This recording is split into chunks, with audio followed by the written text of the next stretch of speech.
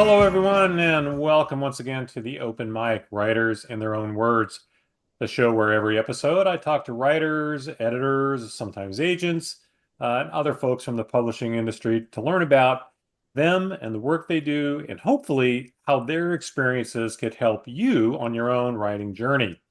Before I introduce my guest today, I'd like to ask you please take a moment, hit the subscribe button if you would be so kind, so you never miss a future episode. And if you like what you hear or see today, depending on whether you're listening to the podcast or watching it on YouTube, do me a solid and please tell a friend. It's the best way for endeavors like this one to gain an audience, which is always our goal here. So, a nice review would also be great if you would be so kind as to do that. And know that I deeply appreciate either or both, whatever you choose to do. So, anyway, thank you. We're going to get on with it right now because I'm real excited. We've been off for a little bit, so we're kicking things back into gear here. And I'll be honest, I've had this particular writer on my target list for a while, so it's kind of cool to have him here to kick off me getting back in the groove here.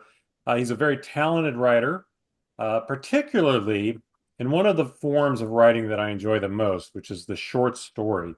His stories have appeared in numerous publications, and he's been a finalist for the Derringer, Anthony, and Macavity Awards, which for the uninitiated are kind of like the Oscars, the Golden Globes, and maybe the Grammys for us writer types.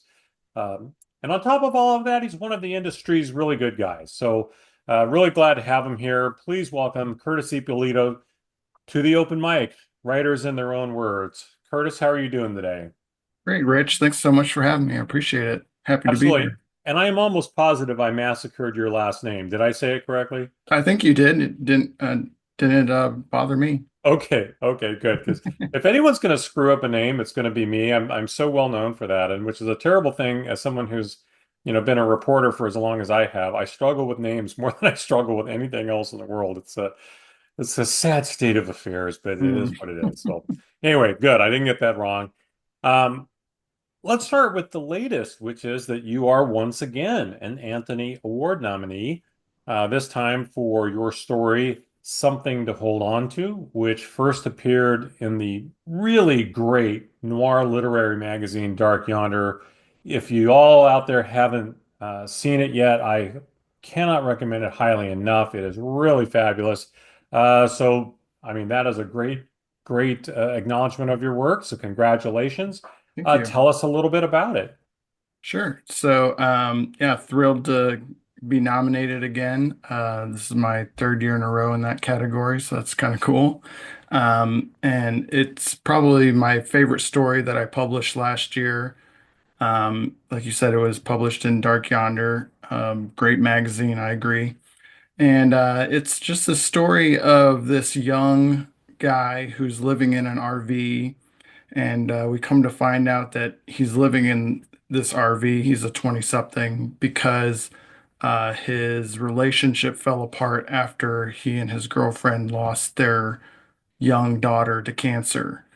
And so this story kind of follows this guy, Brett, after his RV is broken into while he's in it, and some things are taken, among them something very personal, and he kind of seeks to get that back in however way he can. And so it's a kind of an emotional story, uh, definitely, and real proud of it, and just very grateful that everyone who was filling out their ballots saw fit to include it in this year's nominations. It's a great piece of work. I remember reading it when it first came out in the magazine. It really is a great piece of work, and I was glad to see you get a nomination for it as well because it's a very deserving. Just a really quick shout out because Eric Pruitt has been on this show too.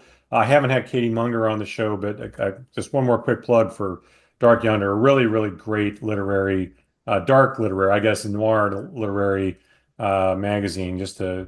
Different from, there's so many good ones out there. There really are. And Mhm. we're going to talk about some of them, but that's just a really good one. So highly recommend. Um, it seems like with writing, we struggle so hard sometimes it feels like forever to get any kind of attention on our work. So I'm always curious when I talk with writers who've started to get into that groove where their work is really getting some recognition, getting awards, even being nominated, whether you win or not, is just such a big accomplishment. Um, how does that kind of recognition impact you? And by that I mean, does it enter into your mind at all when you start working on a new story? Do you think, oh, now I have something to live up to of my own. Like I've set my own bar so high, or does it not even enter your mind? Hey, how does, when you finally start to get people really getting eyeballs on your work and giving it these kinds of kudos, does that impact you at all? I don't think it has yet, and I hope it doesn't ever, because I don't think you can sit down at the computer or at with pen and paper and with the first thought being, oh, I'm going to write something that's going to be award nominated, or I got to live up to my previous year's nomination because I that's just a fool's errand. The work is the work, and you just try to improve every day, every month, every year upon what you previously did. And that's kind of what I think about it is, I want to put in a solid year's worth of work, whatever that may be, writing short stories, working on a novel, completing a novel, and then look back and see, okay, what am I proud of? What do I want to try to get some recognition for, if at all possible? And really, I think what it says for the awards that I've been nominated for, I think what it says is recognition of my work, but it's also kind of recognition of community, especially the Anthony Awards. I think, if you're a good member of the community, you're active, you're, participating in the community, I think it's easier for people to recognize you than when you go, it's award season and you may have something that's eligible. We talk about that on this show fairly often, the writing community. And there's a million different communities in this world, depending on the things that we do. And I think all of us, one thing I feel like there's some universal agreement on is that the writing community is really one of the best out there. It's very, very welcoming and open and collegial. And I certainly know myself, and even though I guess maybe peripherally involved compared to so many others, but it's still, I find it to be one of the more gratifying and open communities out there. It's such a welcoming thing. And so it's interesting, like what you bring that up. And maybe let me ask the same question, maybe in a little bit different way. How has that involvement in the writing community impacted your growth in particular as a writer? Yeah, that's a great question. I think the more people that you're exposed to, the more friends you make, the I guess the more that you're able to kind of, I wouldn't say compare your work to somebody else's, but it gives you something to shoot for, right? Um, uh, it's kind of like that iron sharpens iron. Like, well, you read a story or a novel from someone that you really respect, and you're like, oh, that's the bar. Like, I gotta try to reach for that. And I think that's a great thing about, conventions like Left Coast Crime and BoucherCon is you get exposure to, you know, your colleagues in a sense, their colleagues, and you get to learn what works for them, how they're succeeding, and then kind of put those things in place for yourself. And so I think that that's a big part of this community is always is supporting each other. And that's been the great part about, I'm fairly new to it. My first conference I went to was Left Coast Crime in 2021. And that's what really surprised me was how welcoming other writers are. And not just, writers you would think would be on your same level, but like, New York Times bestsellers and Right. USA Today bestsellers and award winners like are so welcoming and so you know, apt to help you or offer a word of encouragement if you need it or ask for it. And so, definitely as I, you know, hopefully climb the ladder myself, I want to do that same thing for the writers around me because why not? You're Yeah. not losing, you're not, taking anything away or losing anything by being kind and generous. Yeah, it does seem like there are people in the world who think that you getting something takes something away from them. And Mhm. yeah, I mean, I won't say I've never seen that with writers, but it's really rare. Yeah. I've told this story on this show before, but I remember being at the old San Diego Writers Conference before it went away, and sitting at a table having a long conversation with somebody.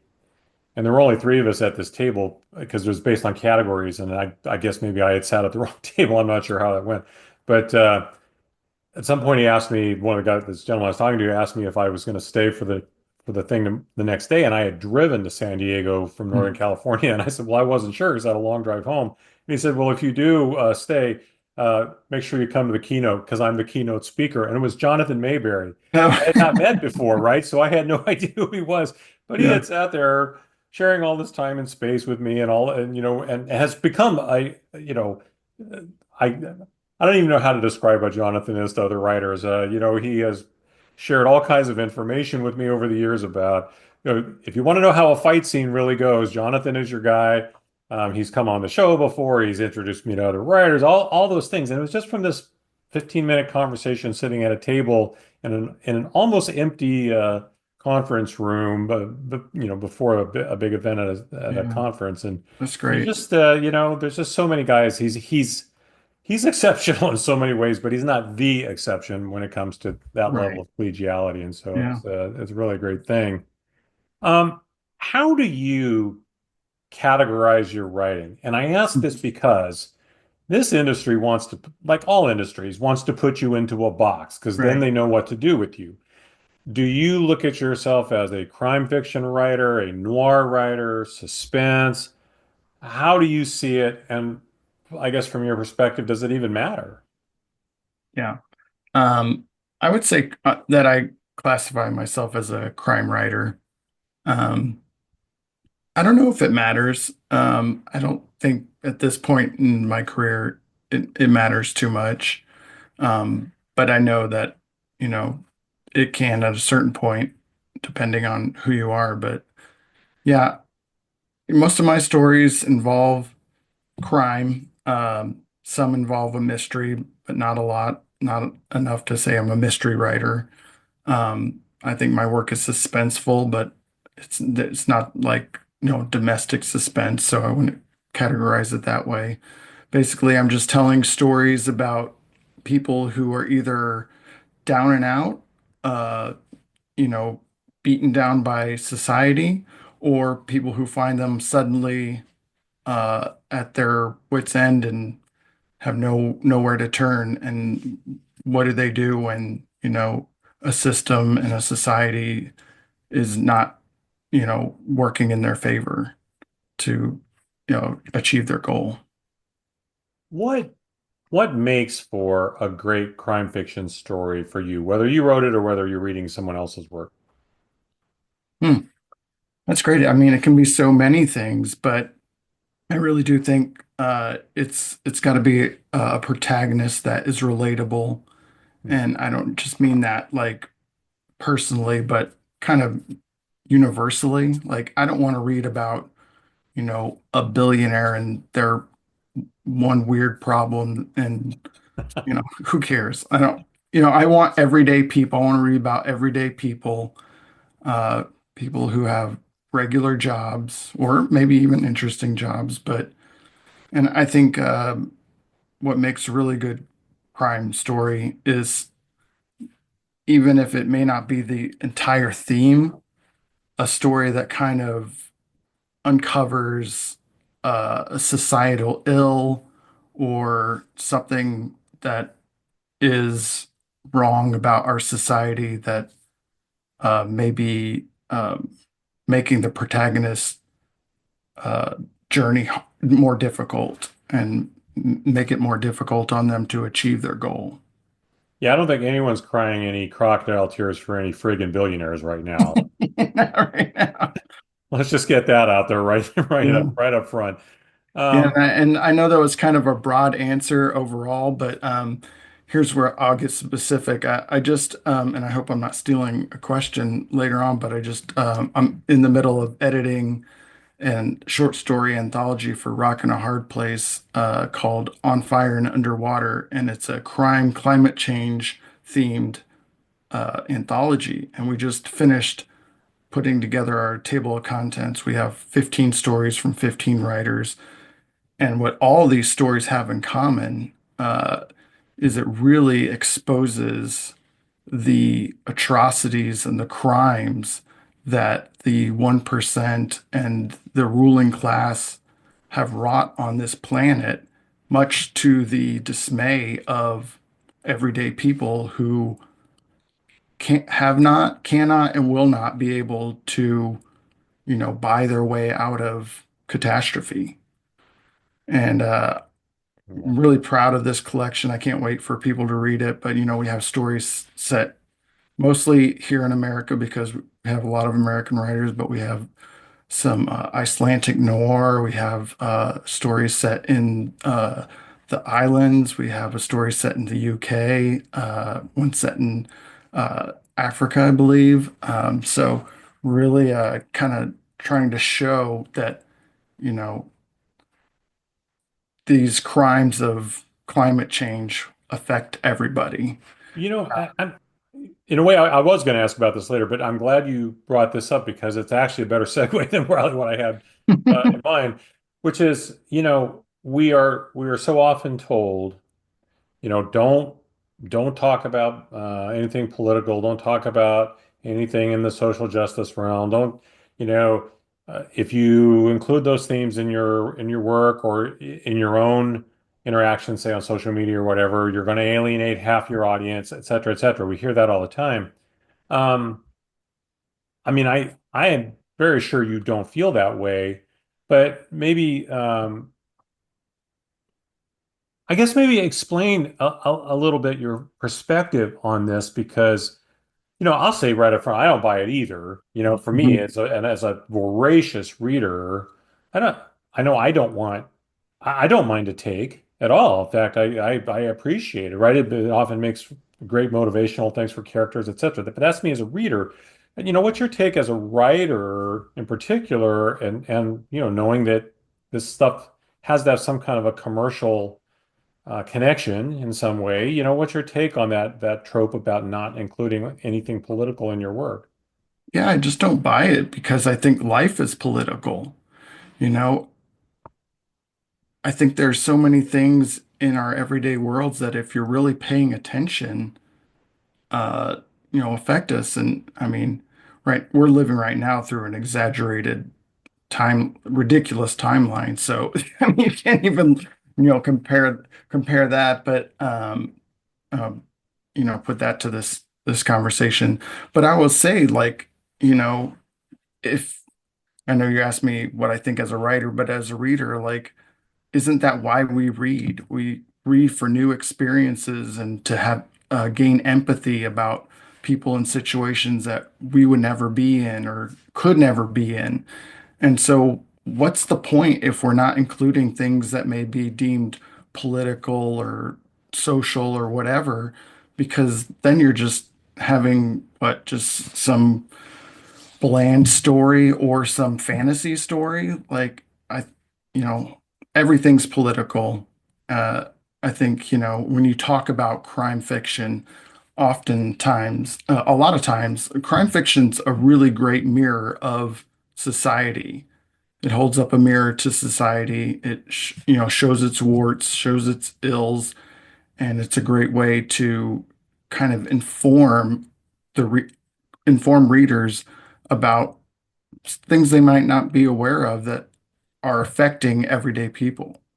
In a way, you just answered what was going to be my next question, but maybe, I'm going to ask it anyway, which is, you know, um, not to be Pollyanna, and I really, I felt like I needed to preface this with that because I'm the opposite of Pollyanna, if anyone who knows me. But What is it that draws us, you think, as readers and as writers to these dark storylines, and particularly noir, which, the very word is in the word, it's dark, right? Hmm. But these dark storylines and tales of, often less than upstanding characters and doing bad things, et cetera, et cetera. Um, you know, I get the escapism part of it. Again, I've been a Hmm. reader forever of this stuff, but what is it that draws, you think, most people to it? When they maybe why not read about the puppies and the rainbows and unicorns, that and escape from the reality of our world that way. But instead, so many people escape into even more drama and trauma and danger and scurrilous stuff. I mean, what's your perspective on why this remains such a popular genre for readers and writers alike? Yeah, I think it's probably, in my mind, less about escapism and more about like uh, kind of making yourself feel better about where you are. I know that a lot of horror readers feel that way. Like they read horror because anything they read in a horror book's way worse than what they're really going through. In a lot of ways, I think crime fiction can be that way too, is, you maybe, have just got divorced or, you had this, lost your job or you had some other tragedy, but, you know, reading a murder mystery and finding out who the killer was, that can be a rush and that can also like just kind of show you, especially in noir, like that your situation really isn't that bad. So I think it can be a bit of that. But I think it can be escapism too. A lot of times, probably 99% of what's in crime novels are we put these characters in situations that we ourselves would never do, like, killing a person or, robbing a bank or doing a heist or something. It's like, okay, even at my most desperate, I still wouldn't have done that, right? But that's escapism, right? Is like Right. you kind of want to see someone pull off a heist that you like. I really wish I could rob three banks right now, but Right, right. I firmly believe a lot of our protagonists, we build a lot of ourselves into our protagonists, but at least for me, they're always taller, they have hair, and they're much better looking, they're faster, they're better athletes, they can play instruments, they can do all the things I can't do, but I don't know if anyone else does that. That's definitely what I do. Um, so every story starts somewhere. And so I guess I'm always really curious, do you find most of your work starts from a grain of a thought on a character or from a plot? Is it an even mix? Is it, is there that starting grain, does it generally come from the Mhm. same place or not? So for me, it's really a mix, and it's three places. It's place, location, character, and plot. I would say probably plot is the least of those. It's probably heavy character or location. Um, I love the outdoors. I live in San Diego, so I love the beach. I love the mountains. We have so many cool little neighborhoods here. And so a lot of times I'll just be driving around and I'll be like, that would be an interesting place to set a story. Or, what would happen if this person was, parking illegally at Torrey Pine State Beach and their RV got broken into, and then just go from there. So it's really kind of a mix for me. I love San Diego too. It's one of my favorite places in America, other than the airport, which I hate with my all my soul. But We're working on that. We're working on you that. are, yes, I know. Last time I was there, it was the construction was going on, and I love San Diego. I have many friends there, love it. And one of the things that's interesting to me, I've often talked to writers about setting as a character, and that's become, I think, something we're all Mhm. familiar with. But San Diego was one of those places. I felt like for a long time there wasn't a whole lot of crime fiction set there because San Diego is such a was such a great laid back place. But now with, Jeff Parker and Don Winslow and yourself, I mean, I see San Diego cropping up more and more often as a locale, and God, it's such a great place. So it's always a fun place to see as a setting because, I know the city a little bit, so it's kind of fun to Hmm. see places that, you've read about and been to, and that's always a lot of fun. So. Yeah, and I Um, think the cool thing about San Diego is it's so diverse. Like yeah. we do have the beach, we do have mountains, but we have, all these cool little neighborhoods. Like we got like 20, 25 different neighborhoods and each one has their own flavor. And then you go out to the back country and you wouldn't even know you're in San Diego and Hmm. go out east to, Alpine or, Julian, where Don Winslow lives. Like, again, like there's little snowy, you know, little little towns that get snow, and it's like that's San Diego. So like, there's so much diversity, and like, no matter what plot I come up with, I can find a place to place the story here. Yeah, I tell you, it is truly one of my very favorite places. My wife and I have talked about retiring there at some point. We'll see.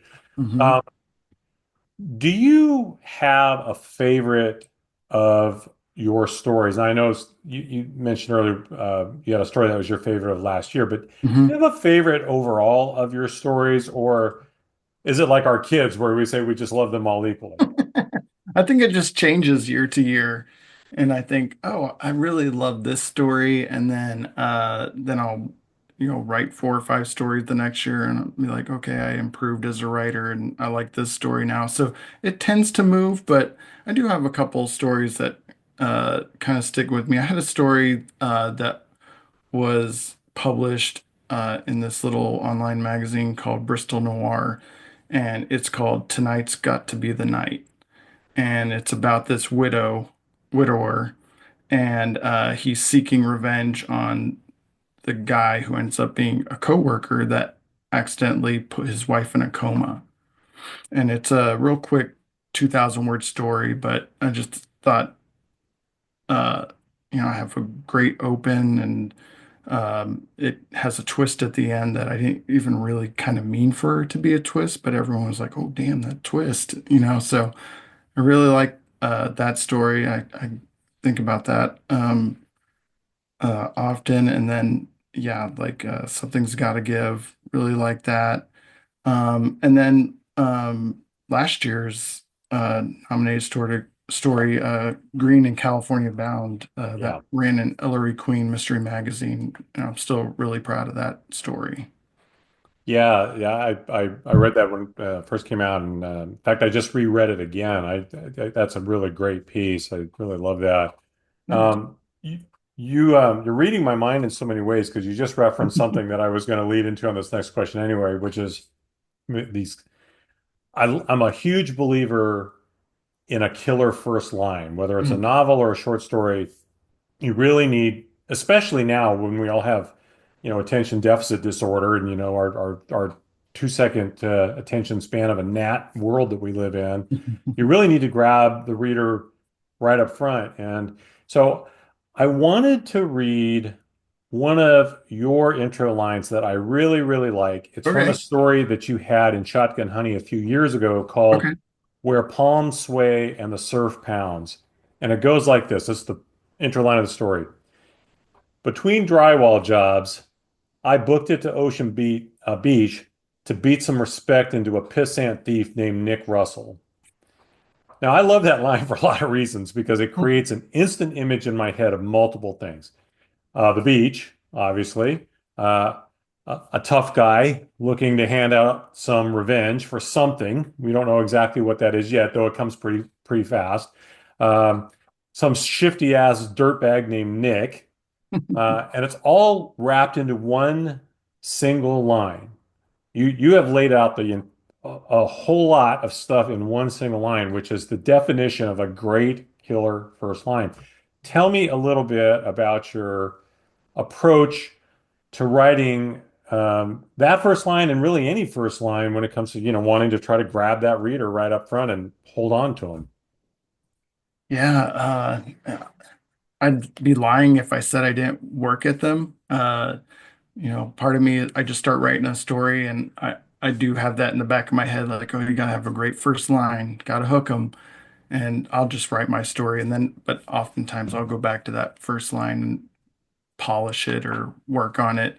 I think that line to that story just that's what I thought the story was, and it just came out, and the rest rolled out, and that I was real fortunate with that one. It's just like I was thinking about those characters, and I was thinking about this guy who was doing a drywall job, and got wrapped up, but he's so pissed off at this thief, this guy, that he wants to use his lunch break or whatever to go beat his ass. And so I just had that line, like that was the plot summary of the story, and it just worked so well. So yeah, sometimes it works and sometimes it doesn't. Some of my short stories are I'm like, that was fine. It's serviceable. But some of them are just like, oh yeah, I caught lightning with that one. It's such the way. Sometimes things come in a flash, and sometimes it's like you're pushing a rock up, Yeah, up Mount Shasta or something. that's right. Um, you have your own style, of course, which is what makes your work successful. I've read enough of your short stories now, in particular, to see that you have a style. Um, what who do you love to read? And do you ever subconsciously even find yourself maybe emulating them? Number one, I guess. So I guess it's a three-part question. Who do you love to read? Do you ever find yourself emulating them? And then have you ever found that you did it and said, shit, now I got to rewrite all this because I sound like I'm trying to imitate Don Winslow or somebody. That has never happened that I know of, so hopefully not. I try not to do that. But I would say like the top three right off the top of my head are probably Dennis Lehane, Sean Cosby, and Jordan Harper. And Okay. then if we're going to extend that, Kelly Garrett, she's fantastic. Um, and I would say that I read their work and more think, damn, I wish I could write like that. Oh man, Um, especially Jordan Harper. yeah, I All mean, four just of those you named are just yes, fantastic. But yeah. every time I read something from Jordan Harper, it almost makes me want to quit because I say I will never be as good a writer as this That's right. guy. I think Jordan Harper is our best writer on a sentence level that we have going right now. And that's not to say his plot and characters aren't fucking fantastic, because they are, but he will just reach in your chest and rip out your heart with a single line. Like the dude's incredible. So I would never imagine trying to emulate what he does, because what he does is his thing, and you know, anyone that tried to emulate it would be just a cheap knockoff, but yeah, those are mine, and I read them, and I just got done reading Sean's new book, King of Ashes, and yeah, several times in there I was just like, man, that is so damn good. I wish that was that good. Oh, And yeah. yeah, He's just unbelievably good. yeah. Again, sometimes these people are so good you're just like, oh, okay. You're at side do and just think, all right, well, all right. I gotta up my game. Do I Yeah, have enough game to up? that's Like, right. because that. Yeah, So that's they're right. both encouraging and discouraging in a way. Yeah. I forgot what you said the second part of that question was. Oh, what the hell did I ask? I guess I just asked if you ever found yourself emulating them, Oh but yeah. you answered that. The answer is no. So that's Yeah. good. I mean, I think maybe I certainly know for myself, and again, I've talked. I think maybe we do that in the early Mhm. on. But if you do this for any length of time, you find it doesn't work. I mean, Right. I read everything Walter Mosley ever wrote. I read everything that Tony Hillerman ever wrote. And I mean everything that anything, if Tony Hillerman, I went and found old news articles from when he was a reporter, Wow. everything. And I, as an example, I admire the economy of words. I love his descriptive stuff. I love how he can weave so many things into, both of them can weave culture into their work in Hmm. such a seamless way. And there are little bits and pieces of it I know that have imprinted a little bit on my writing, but I can't. I couldn't try to write like Walter Mosley. How in the world can I do that? I don't have his Right. experiences or Tony Hillerman's. And Right. so you get out of that pretty quickly, I think, when you realize, well, that list reads like shit. You got to start over to your own thing. So Yeah, I think the best we can do is let those works we love kind of inform our writing in a way like you were just saying, like reading how they weave in culture into their work and point to that and say, okay, I can do that, but slightly different in this way. And, just kind of becoming a student of the ones that you love and see the things that they're doing and how that impacts you emotionally and how you resonate with that, and then try to use your own voice to do something in a similar vein, but not emulate it, if that right. makes sense. Well, I will tell you along those lines, I feel like I didn't have a question about this, but in this industry, when you first start getting into your writing and you pick up craft books and you're reading about the craft of writing, whether whatever genre, whatever format, there's all these opinions and i.e. rules, right? Hmm. And the big debate over the last, I think, decade has been to have a prologue or not to have a prologue. There's that.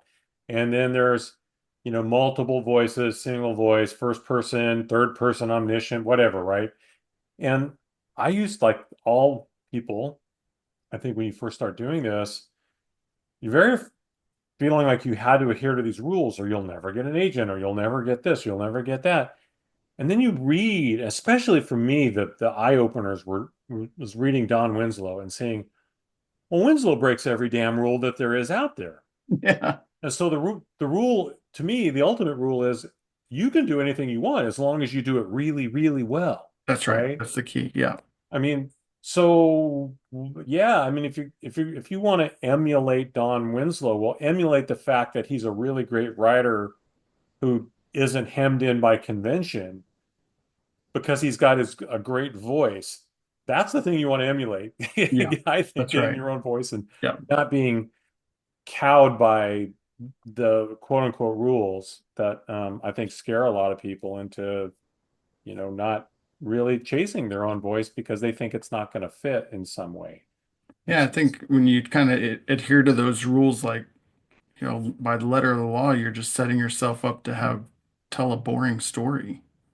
Yeah, which is definitely not going to get you where you're trying to get Yeah. to, right? That's the No. thing. Well, speaking of all that, what is your take on maybe the state of the publishing industry these days? Are you optimistic about it? Has it made you cynical?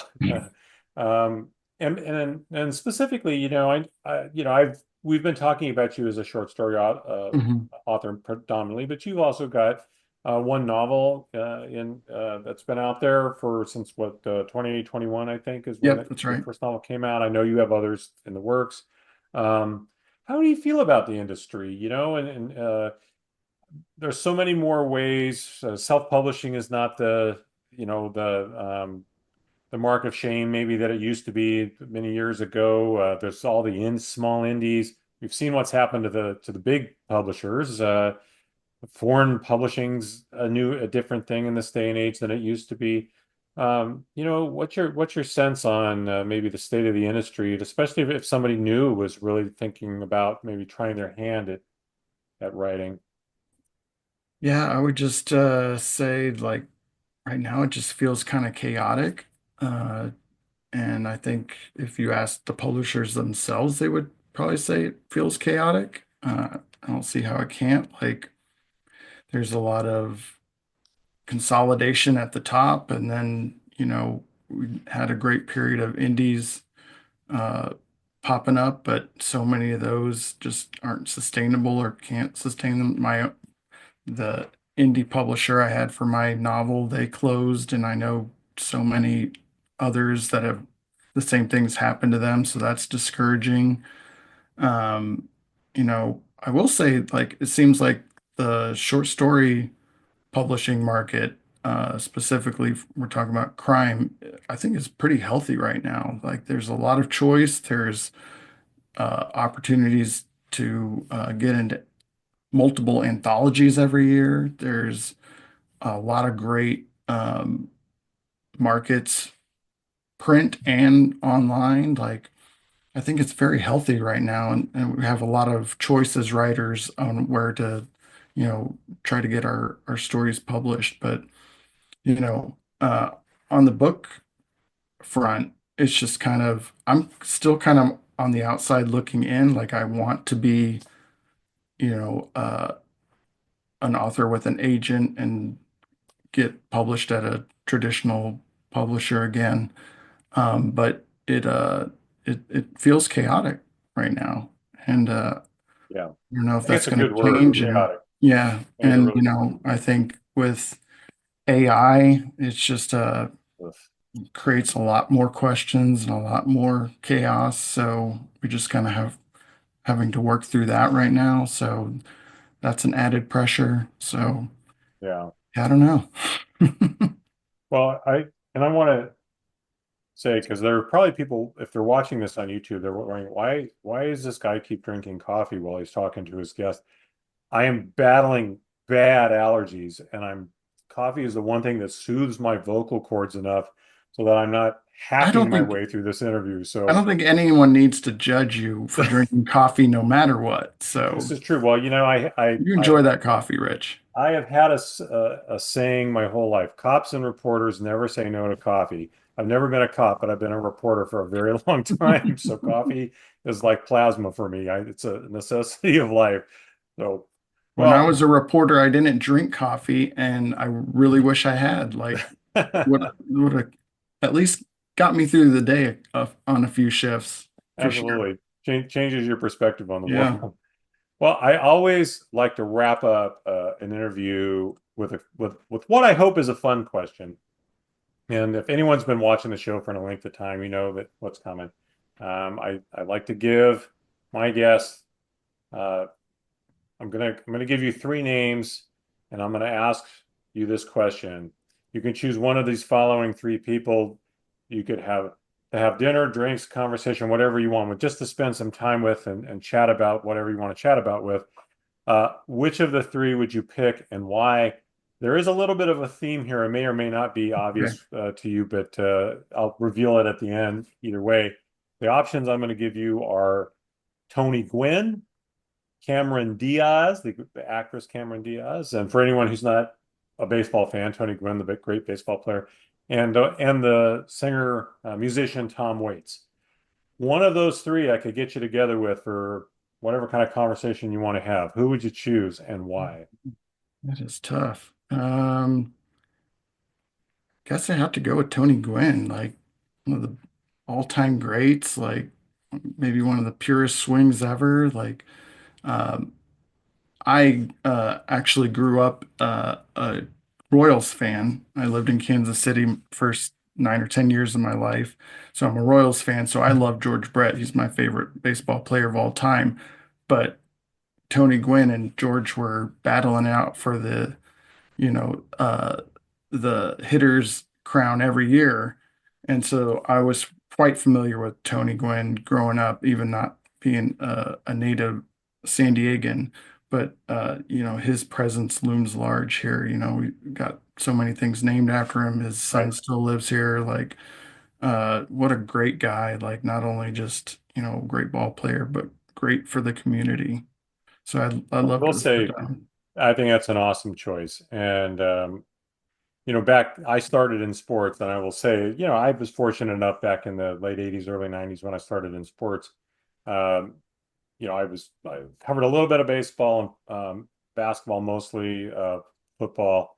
But I had an opportunity one time in the early 90s to do a long sit down with Tony Gwynn, easily the most affable, gracious athlete that I think I have ever dealt with. And there's a handful of others that are in that conversation, but nobody ever could top Tony Gwynn. He was That's cool.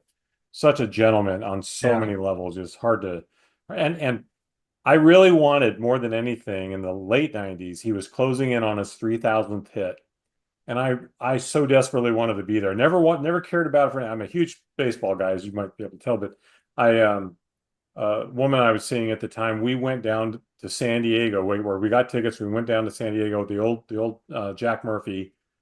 I was trying to time it to see him get his 3,000th hit. Unfortunately, he did it on the road in Montreal No, before they got to town. But the night that we were there, he hit two home runs, and I think it's the only time in his entire career he had a multi-homer game. So I did get to see that. that's But cool. yeah, it's a great choice because he's was a fabulous gentleman, and I can't say enough good things about. I never met George Brett, but I will say Tony Gwynn, you cannot go wrong. Yeah. Anyway, well, Curtis, thank you so much for coming on the open mic, Yeah, Writers in thanks for Their Own having me. Words. It's been fun. I hope you had a good time here talking about writing. This is always one of my favorite subjects. I will uh, hit you all up out there again with a little pitch. If you haven't hit subscribe either on YouTube or on whatever podcast platform you're using, that'd be great. Um, Share this with a friend if you think they would like to hear a little something about writing and the writing industry, the publishing industry. That would be great. And also, I'm going to leave you with the thing I always leave you with, and I believe it, especially now in these tumultuous times. I really believe this. Tomorrow, as we know it, is not promised to any of us. So whatever you do, make today count. So for my guest, Curtis Ippolito, see, I knew I was gonna get mushmouth. Curtis Ippolito, and myself, Rich Eisen, my two crazy ass English setters who have stayed quiet through our entire show. This has been the Open Mic Writers in Their Own Words. I will see you next time.